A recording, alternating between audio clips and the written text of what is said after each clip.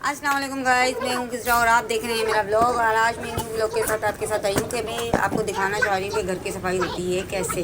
तो फटाफट से हम पहले बेडशीट ठीक कर देंगे और उसके बाद हम बाकी की डस्टिंग शस्टिंग शुरू करेंगे। और ये मेरी बेटी है जो मुझे ना वीडियो बनाने दे रही थी और ना ही मुझे काम करने दे रही थी। तो मैंने इसको बोला कि भाई पहले वीडियो शीडियो बनाने दो, अच्छे व्यूज़ आएंगे तो उसके बाद ही हम पैसे वैसे कमाएंगे थोड़े से। उसके बाद मैं मासी शासी रख लूँगी घर में, जो झाड़ू पोछे सारे काम करेगी और मैं आपके पास आराम से आके बैठ जाऊँगी।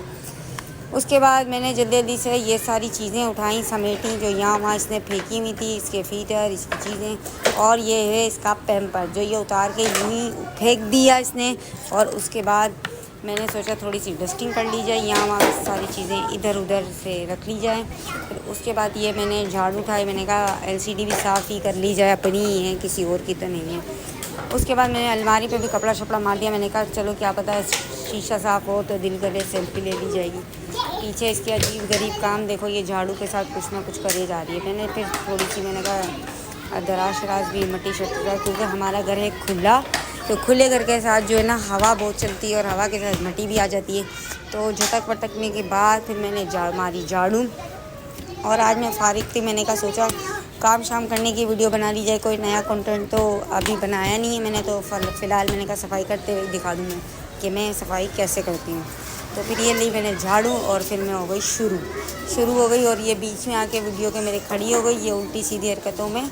चलो इसको खारिश हो रही थी। उसके बाद मैंने झाड़ू वाड़ू मार के उसके बाद मैं चली गई। मैंने झाड़ू मारी और झाड़ू मारने के बाद ये मैंने यहाँ से साफ़ किया। और इसको मैं कह रही थी कि बेटा बीच में नहीं आओ, मैं झाड़ू मार रही हूँ, लेकिन ये कहाँ सुनती है, ये कभी सुनती ही नहीं है। इसके बाप ने नहीं सुनी मेरी, ये क्या सुनेगी। उसके बाद हम चल पड़े आगे। झाड़ू मारने के बाद हम निकल गए कमरे से बाहर और ये मैं आ गई यहाँ पर। रग शक मैंने बिछा लिया, कमरा हो गया सेट करने के बाद मैंने कहा चलो अब सहन की झाड़ू मार ली जाए।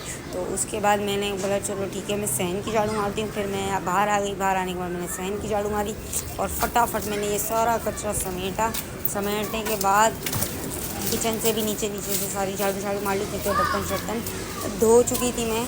और उसके बाद मैंने कहा था फिर किचन धो लूँगी मैं।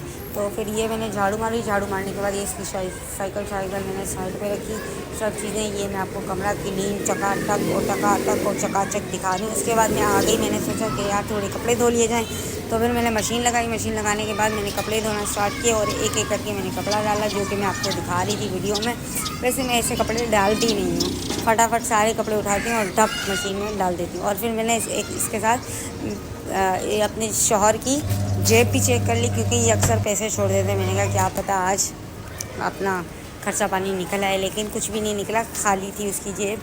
तो फिर उसके बाद मैंने कपड़े निचोड़े, कपड़े निचोड़ने के बाद मैंने कपड़े अंदर दिए। और जो मेरा बल्ब है ये आंखें मार रहा था, क्योंकि ये ख़राब हो चुका है और मेरे बाथरूम की भी लाइट ख़राब हो चुकी है। गालिबन अंधेरे के अंदर मैंने कपड़े निचोड़े हैं, क्योंकि कोई लाइट नहीं थी और मोबाइल से तो मैं वीडियो बना रही थी, तो मैं मोबाइल की टॉर्च भी जला नहीं सकती थी। अच्छा, इसके बाद जब मैंने कपड़े निचोड़ लिए, कपड़े निचोड़ने के बाद मैं आ गई बाहर कपड़े सुखाने। और यहाँ पे भी सुनहरा ने मुझे इतना तंग किया, मुझे कह रही है वीडियो भी नहीं बनाओ, आप कोई काम करो ही नहीं मम्मा, आप आके मेरे साथ बैठ जाओ आराम से, बस बैठ के मैं आपको देखती रहूँ। बहुत टॉक्सिक बेटी है मेरी, बहुत टॉक्सिक। अब मेरा पसीना निकल गया है, काम कर कर के मैं थक गई हूँ। आप इसी के साथ हमारा ब्लॉग एंड होता है। कमेंट करें, लाइक करें, शेयर करें। अल्लाह हाफिज़।